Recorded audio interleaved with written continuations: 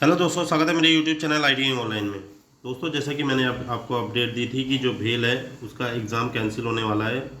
तो जो exam cancel होने वाला है उसके क्या क्या रीज़न हो सकते हैं।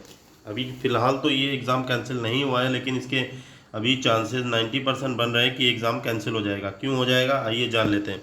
इससे पहले मैं एक वीडियो इस पर बना चुका हूँ। तो ऐसे मेन पॉइंट्स क्या क्या हैं जिसकी वजह से ये कैंसिल होने के इसके पूरे चांसेस बन रहे हैं।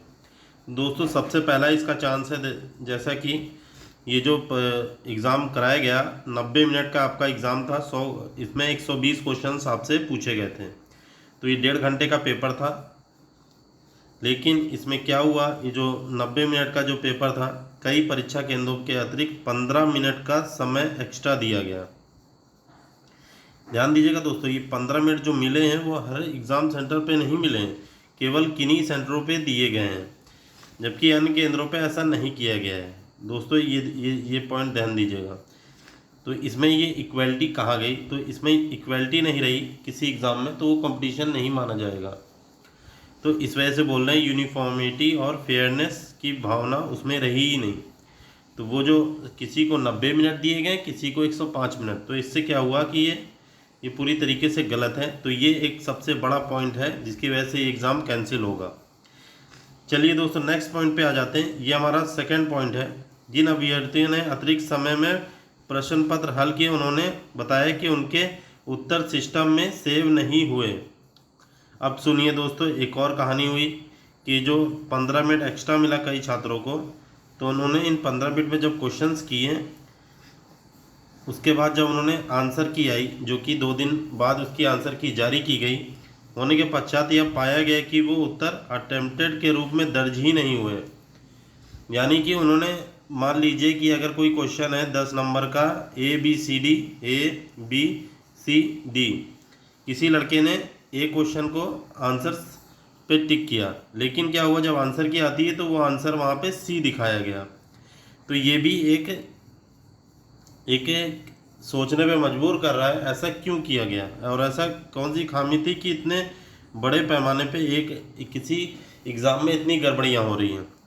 अब देखिए, यहाँ पे अटेम्प्टेड क्वेश्चंस यहाँ इन कुछ कर रहे हैं और आंसर की में इनका कुछ दिखा रहा है। या गंभीर तकनीकी विफलता, क्रिटिकल टेक्निकल फेलियर प्रतीत होती है। ये पूरी तरीके से एक फेलियर है। टेक्निकल एग्ज़ाम इस तरीके से इतने सारे हुए, लेकिन आज तक इतनी गड़बड़ियाँ नहीं देखी गई जितनी खाली इस एग्ज़ाम में देखी गई। एक तो ये एग्ज़ाम 13 साल बाद टेक्निकल पद पे लिया जा रहा है आईटीआई के लिए, उसके बाद इस तरह का एग्ज़ाम एक मजाक है छात्रों के साथ। अब आ जाते हैं, इन्होंने तीसरा पॉइंट रखा है, कुछ केंद्र जैसे रुड़की में कोई अतिरिक्त समय नहीं दिया गया। अब रुड़की जैसे संस्थान, ऐसे कई और थे जहाँ पे भी एक्स्ट्रा 15 मिनट नहीं दिए गए, जिससे परीक्षा प्रक्रिया में असमानता, इनइक्वालिटी ऑफ अपॉर्चुनिटी उत्पन्न हुई। यानी कि ये पूरी तरीके से असमानता का भाव आपने किया, किसी को 90 मिनट दिए, किसी को 105 मिनट। तो ये कहाँ का न्याय है दोस्तों। तो मैं ये खुद आपसे पूछ रहा हूँ, ऐसा क्या होना चाहिए। तो ये बिल्कुल गलत है, छात्रों के भविष्य के साथ खिलवाड़ किया गया है दोस्तों यहाँ पे। अब आ जाते हैं नेक्स्ट पॉइंट पे।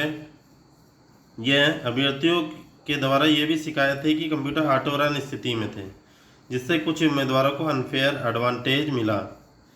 अब जिससे ऑटो रन थे कई एग्ज़ाम में, तो ये टाइम पे बंद भी नहीं हुए। कई कई छात्रों के तो आरोप थे ये 90 मिनट से ज़्यादा भी चल गए, 10 मिनट, कोई 5 मिनट, और इसमें ये चले जा रहे थे। तो ये आराम से ये छात्र क्या कर रहे थे, कई छात्रों को इससे फ़ायदा मिल गया, एक्स्ट्रा टाइम मिल गया, तो उनमें और अच्छे क्वेश्चंस कर लिए। अब ये नेक्स्ट पॉइंट आ जाता है 5वें नंबर का। यहाँ इन्होंने बोला, चंडीगढ़, मोहाली, दिल्ली, रिठाला तथा फरीदाबाद केंद्रों पर परीक्षा समाप्ति के बाद अभ्यर्थियों को दोबारा लॉगिन कर पुनः परीक्षा देने की अनुमति दी गई। अब यहाँ तो अलग ही कहानी होगी दोस्तों। यहाँ पे इन्होंने दोबारा से लॉगिन कर दिया और फिर से एग्ज़ाम देने की अनुमति कैसे दे सकते हैं।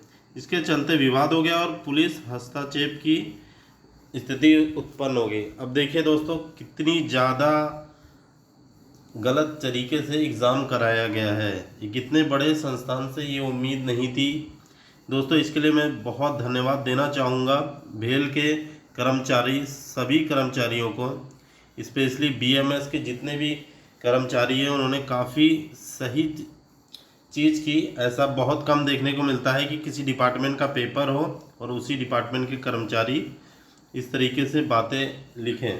तो इसके लिए मैं इनकी तहे दिल से शुक्रिया अदा करता हूँ कि वो छात्र हित में इतना अच्छे सोच रखते हैं। ठीक उसी प्रकार मुझे उम्मीद है कि भेल भी इस गलती को सुधारेगा। गलतियाँ किसी से भी हो सकती हैं दोस्तों, थोड़ी ज़्यादा भी हो गई, इस पे उनको एक्शन जरूर लेना चाहिए, यानी चेक करना चाहिए ऐसी कहाँ गलती हुई है। अगर कोई जिम्मेदार है तो उसको जिम्मेदार बनाना चाहिए। अब दोस्तों नेक्स्ट कुछ मांगे रखी उन्होंने, क्या क्या मांगे थी अब आपको बता देता हूँ। इससे पहले मैंने वीडियो बनाया, अब जाके वहाँ देख सकते हैं, वहाँ पे मैंने पूरे लेटर को एक्सप्लेन किया हुआ है। उपरोक्त तथ्यों के आलोक में भारतीय मजदूर संघ बीएमएस निम्नलिखित व ठोस अनुचित मांगों को ठोस सॉरी दोस्तों, यहाँ पे ठोस मांगों को यहाँ पे इन्होंने रखा है। स्वतंत्र उच्च स्तरीय जांच समिति का गठन होना चाहिए। तो इनकी मांगे थी कि भी उच्च स्तरीय जांच कमेटी का एक गठन हो, एक कमेटी नियुक्त की जाए जो जांच करे कि ये गड़बड़ी कैसे हुई है। एक आईटी फॉरेंसिक एक्सपर्ट को हायर करना चाहिए। अगर हो सकता है किसी ने एग्ज़ाम में गड़बड़ी की हो, गलत तरीके से एग्ज़ाम में बैठ गया हो किसी और के तरीके से, क्योंकि गलतियां हुई हैं तो कई चीज़ों की जांच करनी चाहिए कि किसी और का एग्ज़ाम कोई और तो नहीं दे रहा।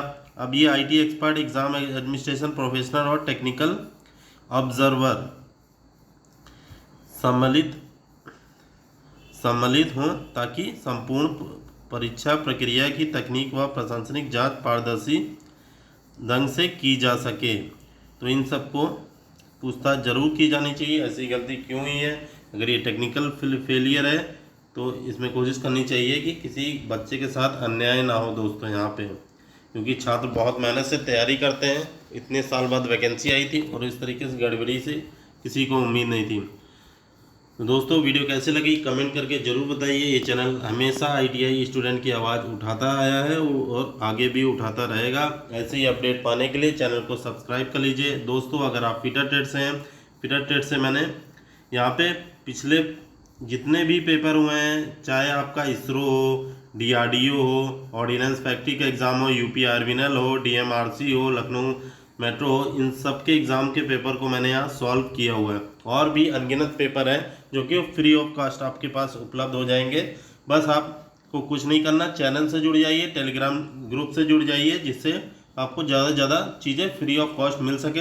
हमारे चैनल का उद्देश्य है सबको एजुकेशन देना, और वो भी फ्री ऑफ कॉस्ट, ज़्यादा से ज़्यादा लोगों का भला हो सके और ज़्यादा से ज़्यादा लोग बिना पैसे के भी नौकरी पा सके। तो चलिए दोस्तों वीडियो कैसे लगी कमेंट करके जरूर बताइएगा। मिलते हैं नेक्स्ट वीडियो में। ओके, जय हिंद।